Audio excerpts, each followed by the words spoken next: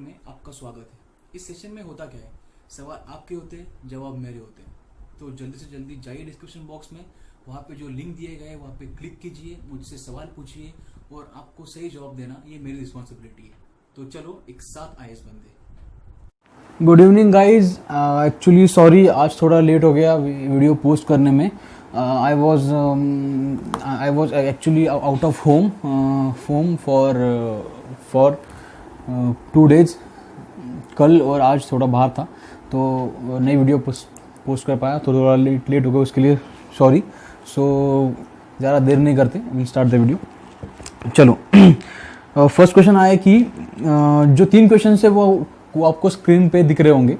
First question ले रहा हूँ, विच is the best news website for UPSC CSE. देखो, न्यूज़ वेबसाइट या फिर करंट अफेयर्स वेबसाइट, आप क्या पूछना चाहते हो। So I will answer you for both. News website अगर आप पूछोगे, सो दो न्यूज़ वेबसाइट आप वही फॉलो करो जो आप न्यूज़पेपर पढ़ते हो। एक है द हिंदू एंड दूसरा इज द इंडियन एक्सप्रेस। ये दो न्यूज़ वेबसाइट आप फॉलो कर सकते हो। पीआईबी भी अच्छा है, पीआरएस भी अच्छा है। पीआरएस पे वो एक्ट्स जो अभी पार्लियामेंट में पास हुए हैं, उससे वो लोग थोड़ा सा इजीएस्ट वे में एक्सप्लेन करने को ट्राई करते हैं। सो आप पीआरएस और पीआईबी भी फॉलो कर सकते हो, लेकिन आप अगर इतना डीप में जाओगे सो आपका बहुत टाइम वेस्ट होगा। So I will tell you to not go for that. लेकिन आपने क्वेश्चन किया है, सो इसलिए मैं आपको ये इंफॉर्मेशन शेयर कर रहा हूँ कि you can go for PIB and PRS, but my advice is आप अगर वो नहीं करोगे चलेगा, क्योंकि इनसाइट उनके मैगजीन में या उनके डेली करंट अफेयर्स में पीआईबी को इंक्लूड करता है। सो अगर आप उसको स्किप भी कर दोगे तो भी इट्स ओके।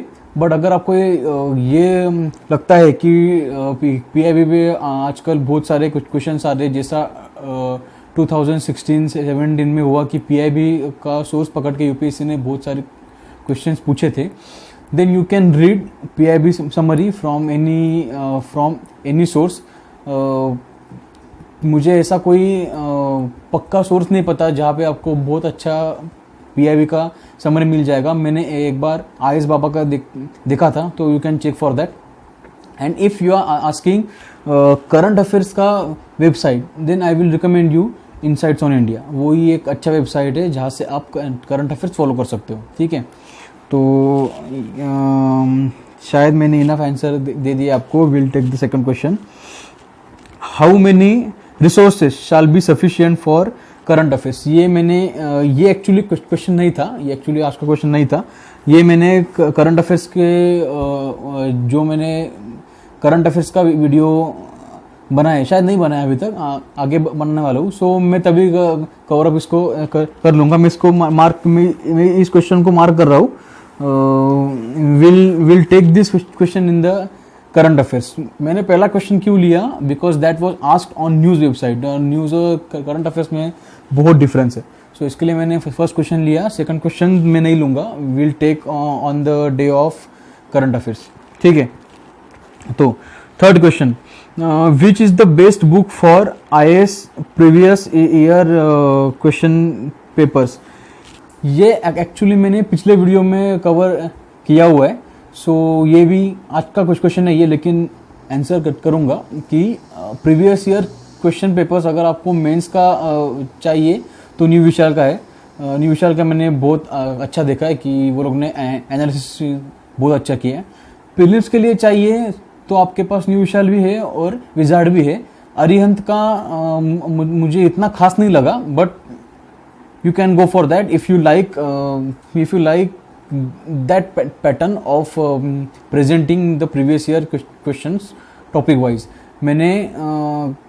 मैंने खुद न्यू विशाल और विजार्ड दोनों को एक बार फॉलो किया है। सो मैं इतना बोल सकता हूँ कि ये दो में से अगर आप एक भी ले लोगे तो इट्स गुड। हाँ, सो प्रीवियस ईयर कुछ क्वेश्चंस के लिए मेंस के लिए न्यू विशाल एंड प्रीलिम्स के लिए न्यू विशाल और विजार्ड स्ट्रेटेजिस्ट। ठीक है, तो ये भी आज का क्वेश्चन नहीं था, ये एक्चुअली मैंने कवर अप कर लिया था. So how do I prepare for UPSC CSE at home. देखो क्या है ना कि एक लेवल है कि जहाँ तक आप घर पे प्रिपेयर कर सकते हो. घर पे आप प्रिपेयर नहीं कर सकते ऐसा मैं कभी नहीं बोलूँगा. You can prepare at your home.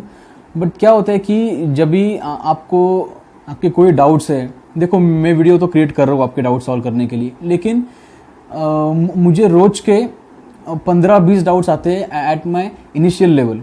जब मेरा वीडियो का रीच बढ़ेगा, माइट बी रोज के 50-60 डाउट्स भी आने चालू हो जाए. सो मैं किसी सिंगल एस्पायरेंट का रोज का डाउट सॉल्व नहीं कर पाऊंगा. अभी मैं कर रहा हूँ आपके डाउट सॉल्व, लेकिन तभी नहीं कर पाऊंगा. सो आप ये देखो कि आपके सिटी में अच्छा कोचिंग सेंटर है क्या जो आपके माइक्रो डाउट सॉल्व कर देगा. मैक्रो डाउट्स तो आपको यूट्यूब पे सॉल्व करके मिल जाएंगे.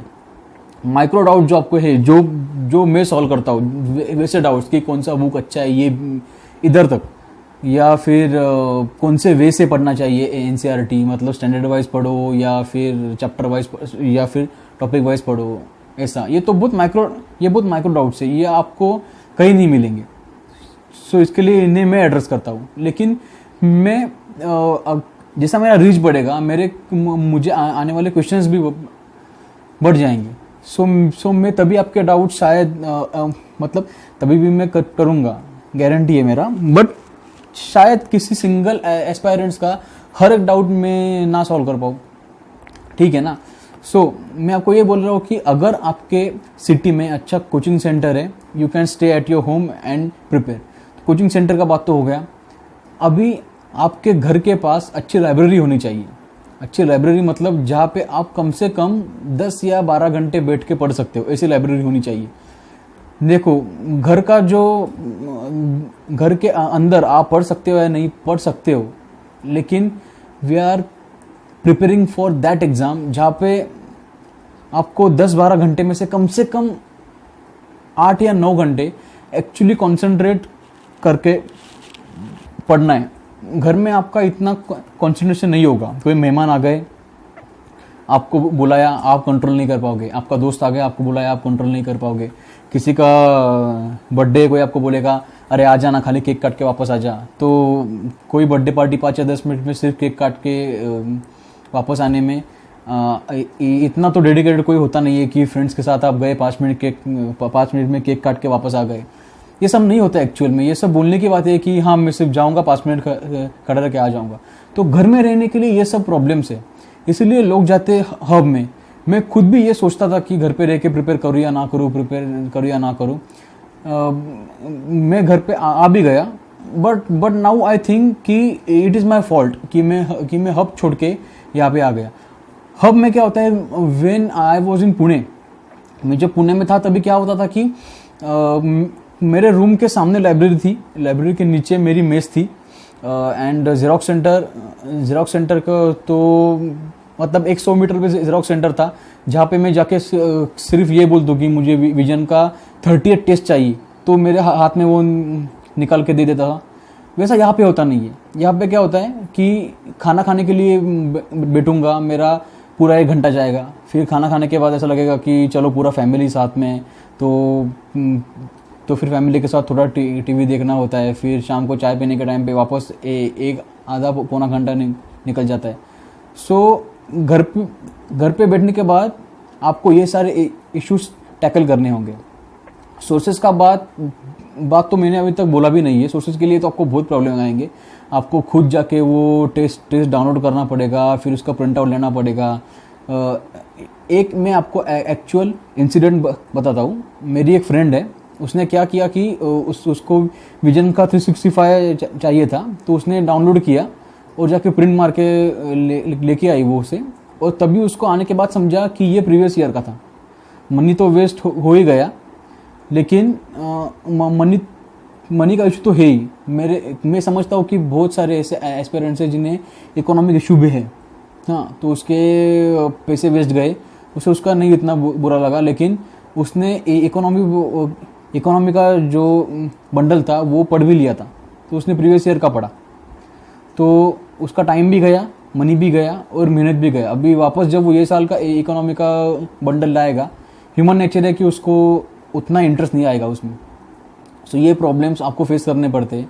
वैसा ही अगर आप हब में जाओगे, सिर्फ ये बोलोगे कि मुझे ये साल का बंडल चाहिए, फ्यूजन 365 का बंडल चाहिए, वो आपको निकाल के दे देगा। वो उसका काम है कि प्रिंट मारने से पहले ये चेक कर लेना कि ये कभी का है। सो ये प्रॉब्लम्स आप घर पे फेस करोगे।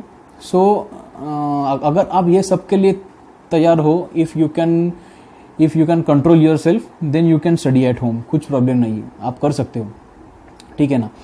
तो इसके लिए कोई वेल डिफाइंड आंसर मेरे पास नहीं है, लेकिन एडवाइस है कि अगर पॉसिबल है इकोनॉमिकली या इमोशनली, आप अगर पेरेंट्स से इतना इमोशनल डिटैचमेंट कर सकते हो कि 3-4 साल आप जाके वहाँ पे रहे हब में, तो आपको फ़र्क नहीं पड़ेगा।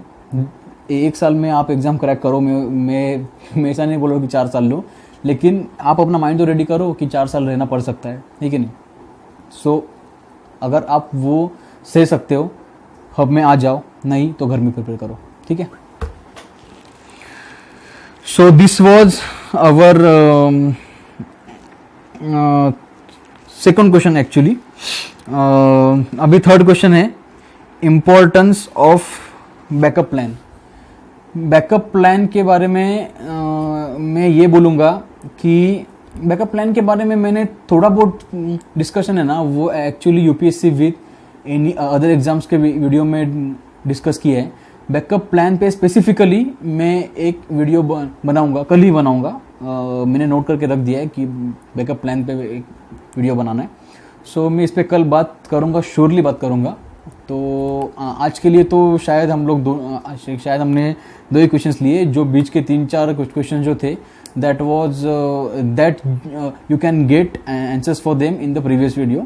So आप वहाँ पे देख सकते हो। पढ़ाई करो, जम के पढ़ाई करो, एक साथ आईएएस बनते।